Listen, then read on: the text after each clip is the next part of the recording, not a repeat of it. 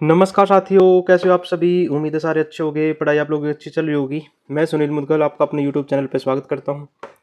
जैसा कि आपको पता है, विनय शर्मा सर ने टेस्ट सीरीज स्टार्ट कर रखी है। तो 14 टेस्ट का सॉल्यूशन कर चुके हैं। आज टेस्ट नंबर 15 करेंगे और आज की क्लास का पहला क्वेश्चन। इसने कहा 150 मीटर की दौड़ में आर 5 मीटर की बढ़त मिलती है और एस 35 मीटर से हरा देता है। यदि एस को 100 मीटर की दौड़ में 25 मीटर की शुरुआत बढ़त मिले तो कितने मीटर से दौड़ जीत जाएगा। चलो, तो मैंने कहा टोटल 150 मीटर की दौड़ थी, उसमें से आर और एस यदि 5 मीटर की बढ़त मिले तो 145 मीटर भागना पड़ेगा, जबकि एस को 115 मीटर भागना पड़ेगा 150 में। वो करेगी 100 मीटर की दौड़ में। मैंने कहा 145 मीटर भाग रहा है 115 में और भागना पड़े उसको यदि 100 में से 25 मीटर की बढ़त मिल जाए, मतलब 75 पे भागना पड़े, तो रिजल्ट मिलेगा किसका। ये एस के लिए है। किसके लिए? एस के लिए। तो 5.44 समथिंग आंसर आएगा। तो ऑप्शन नंबर बी। यदि सॉल्यूशन पसंद आए तो वीडियो को लाइक और चैनल को सब्सक्राइब जरूर करें। साथ साथ में अपने अपने ग्रुपों में शेयर भी कर दें, क्योंकि सीजीएल के लिए ये क्वेश्चन सारे इंपॉर्टेंट रहने वाले हैं। क्वेश्चन नंबर 2 में इसने कहा है कि 12 संख्याओं का औसत 47 है। पहली 5 संख्याओं का औसत 45 है और अगली 4 संख्याओं का औसत 52 है। यदि 10 कम और 12वीं से 5 अधिक है तो 11वीं और 12वीं का औसत बताना है। तो मैंने कहा भाई 12 संख्याओं का औसत 47 है, तो टोटल कितना हो जाएगा 564। पहली 5 संख्याओं का औसत 45 है तो 225 हो जाएगा। अगली 4 संख्याओं का औसत 52 है तो 208 हो जाएगा। यदि मैं इसका सभी का सम करना चाहूँ इन 9 संख्याओं का, तो इन 9 संख्याओं का सम कितना है 433। यदि मैं टोटल 12 में से ये वाली माइनस कर दूँ तो मुझे मिलेंगी 3 संख्या, उसका सम कितना होगा 131। मैंने कहा 10वीं 11वीं और 12वीं। अब यदि मैं 12वीं को x मान लूँ तो ये कितनी हो जाएगी x माइनस एक्स प्लस 5 और x प्लस 15, क्योंकि 12वीं से 5 अधिक है ना। और यदि सभी का सम करना चाहूँ तो सभी का सम कितना होगा, सभी का सम हो जाएगा 3x प्लस 20 जो कि इक्वल होगा 131 के, और 3x इज इक्वल टू 111 और x की वैल्यू कितनी आने वाली है 37।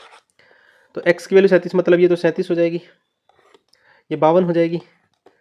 तो 11वीं और 12वीं, 11वीं और 12वीं का औसत तो मैं कह सकता हूँ 52 प्लस 37 डिवाइड बाई 2, जिसको मैं लिख सकता हूँ 89/2, जो कि हो जाएगा 44.5। Option number A. ठीक है। Question number 3। क्वेश्चन नंबर 3 में कहा है कि एक त्रिभुज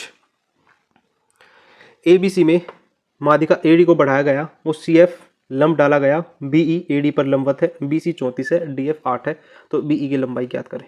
मैंने कहा एक ट्राइंगल है जिसको नाम रख दिया इसने A B और C। AD माध्यिका और इसको बढ़ा दिया गया, ठीक है ना, और इसका नाम क्या रख दिया F रख दिया, और C से F को यदि मिला दिया गया और ये भी परपेंडिकुलर है, ठीक है, मतलब ये भी 90 डिग्री का है, और BE AD पर है, ये E है और ये D है, ये भी 90 डिग्री है। DF 8 है और ये माध्यिका है तो इसलिए 17 हो जाएगा। आपको होगा जी ठीक है। मैंने कहा ट्रिपलेट होता है 8 15 17 का, तो इसका मतलब CF कितना हो जाएगा 15 हो जाएगा। अब मैंने कहा यदि ये D और ये alternative angle vertical opposite angle है, ठीक है, इसमें 90 है, 90 दो एंगल्स इक्वल है तो तीसरा एंगल ऑटोमेटिकली इक्वल हो जाएगा। इसका मतलब ये 8 और ये 15 रहने वाला है। यदि मैं बात भी करूं तो CDF जो सिमिलर होगा BED के, ठीक है ना। तो एंगल जो E है वो एंगल F के इक्वल है और angle D is equal to D जो कि कॉमन वर्टिकल अपोजिट है, वर्टिकल अपोजिट, ठीक है। तो BE की वैल्यू कितनी आ जाएगी ऑप्शन नंबर बी 15। तरीका अच्छा है, उम्मीद आप लोगों को भी आ गया होगा। Question number 4।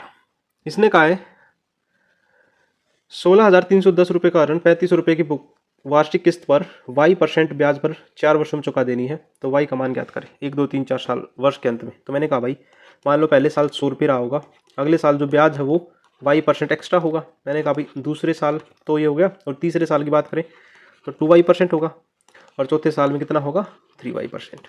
तो टोटल ब्याज कितना देना पड़ेगा उसको। मैंने कहा भाई 400 प्लस में 6y% एक्स्ट्रा देना पड़ेगा।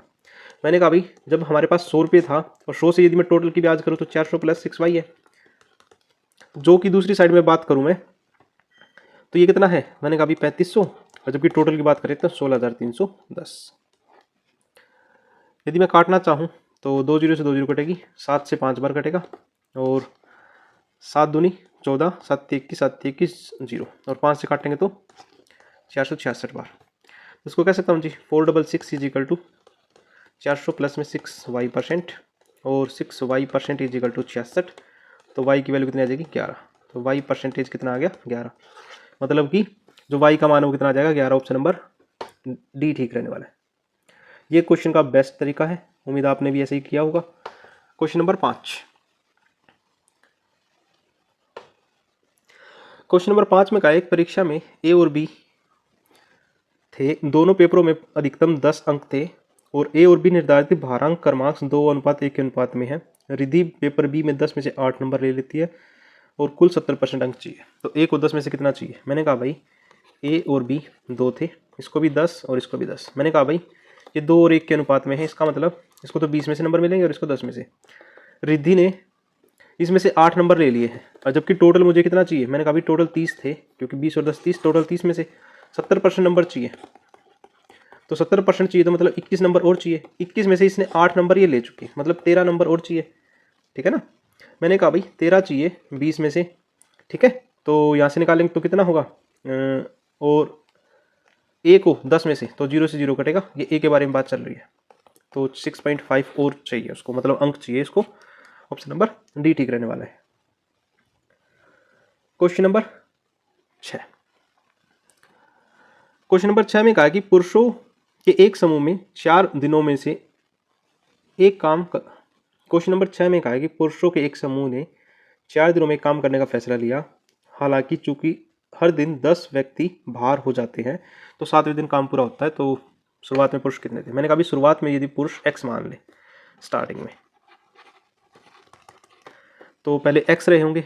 अगले दिन मैंने कहा अगले दिन x - 10 रहे होंगे, अगले दिन x - 20 रहे होंगे, अगले दिन x - 30 रहे होंगे, अगले दिन x - 40 रहे होंगे, अगले दिन x - 50 रहे होंगे और अगले दिन x - 60 रहे होंगे। यदि मैं टोटल का सम करना चाहूँ तो जो रिजल्ट मिलेगा वो मिलेगा जी 7x - 210। ये तो टोटल काम कर देंगे, जबकि इसको टोटल के इक्वल रख दें, x - 4 दिन में पूरा करना था, तो 3x = 210। तो x की वैल्यू कितनी आ जाएगी यहाँ से 70। तो x की वैल्यू 70 आ जाएगी। तो शुरुआत में कितने पुरुष थे 70 थे। ऑप्शन नंबर बी ठीक रहने वाला है। यदि आप लोगों को ये सवाल समझ में आ रहे हैं और आप लोग कुछ नया सीखने को मिल रहा है तो चैनल को सब्सक्राइब जरूर करें। क्वेश्चन नंबर 7 में कहा है कि निश्चित राशि पर साधारण ब्याज राशि का 5वां हिस्सा है। यदि दर वर्षों का 3.2 गुना है तो ब्याज की दर 4% वृद्धि होती है, तो 7500 रुपये पर 4 वर्षों का साधारण ब्याज बताना है। तो मैंने कहा यदि प्रिंसिपल को 100 मान ले तो SI कितना होगा, तो इसका 5वां हिस्सा, तो 100 का 5वां हिस्सा कितना होगा, तो 20, ठीक है। तो SI का फॉर्मूला लगा देते हैं, SI = PRT/100। मैंने कहा अभी 20 = 100 मल्टीप्लाई जो रेट है वो टाइम का 3.2 गुना है, तो इसको कह सकते हैं 3.2 टाइम, क्योंकि रेट है वो टाइम का T × 3.2 होगा।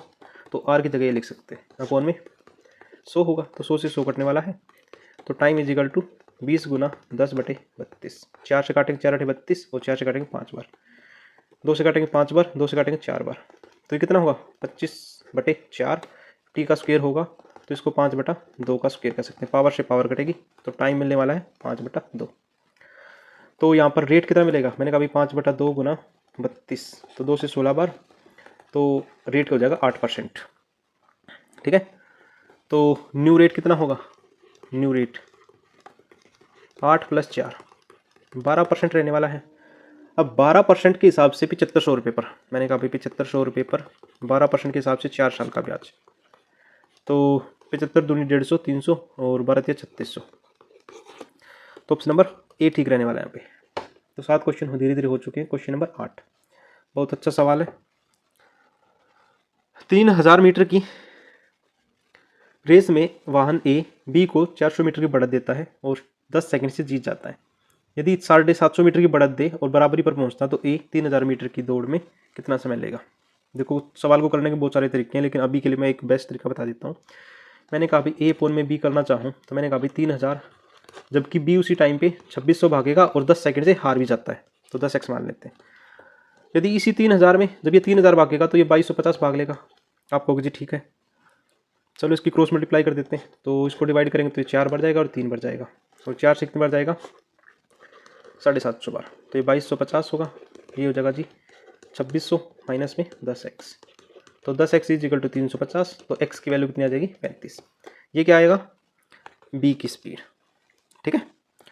जबकि यहाँ से a अपॉन में b कितना निकला था 4/3, देखो यह निकला था, और b की वैल्यू 35 है, तो a की वैल्यू कितनी हो जाएगी, मैंने कहा 140/3 मीटर पर सेकंड हो जाएगी। a को भागना है 3000 मीटर, डिवाइड बाई 140 मल्टीप्लाई 3, तो ये जो आंसर आएगा ये आ जाएगा 64.2 समथिंग आएगा। ऑप्शन नंबर सी के अराउंड आ जाएगा, ठीक है। अभी के लिए सीख लो, और किसी को दूसरा तरीका सीखना हो तो कमेंट सेक्शन में कमेंट जरूर करें, या व्हाट्सएप ग्रुप में मैसेज कर दें, इसका दूसरा तरीका भी मैं बता दूंगा।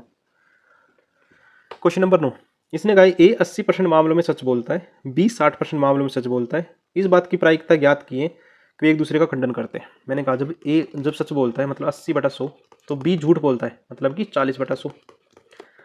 जब बी सच बोलता है 60/100, तो ए झूठ बोलता है तो 20/100। चलो काट लेते हैं, 2 0 से 2 0 कटेगी, और ये 2 0 से 2 0 कटेगी, तो इसको कह सकता हूँ 32/100, और यहाँ कह सकता हूँ 12/100। जब मैं दोनों को ऐड करूँगा तो रिजल्ट मिलेगा जी 44/100, या फिर कट करेंगे तो कितना होगा 11/25। तो ऑप्शन नंबर सी ठीक रहने वाला है यहाँ पे। क्वेश्चन नंबर 10, क्वेश्चन नंबर 10 में कहा कि मीडियन बताना। तो मीडियन क्या होता है, जो बीच वाली संख्याएं होती है, तो आप क्या करो 2 + 100 को 2 से डिवाइड कर दो, जो आंसर आएगा वो हमारा मीडियन आ जाएगा। या फिर इनको सीक्वेंस में लिख लो, जो बीच वाली संख्या होगी मतलब 50 + में 52 और बटे में 2, ठीक है, तो भी हमारा मीडियन ही आएगा। तो आप लोगों ने यहाँ तक की वीडियो देखी उसके लिए थैंक यू। ऐसे प्यार सपोर्ट बनाए रखें, मिलते हैं टेस्ट नंबर 16 में।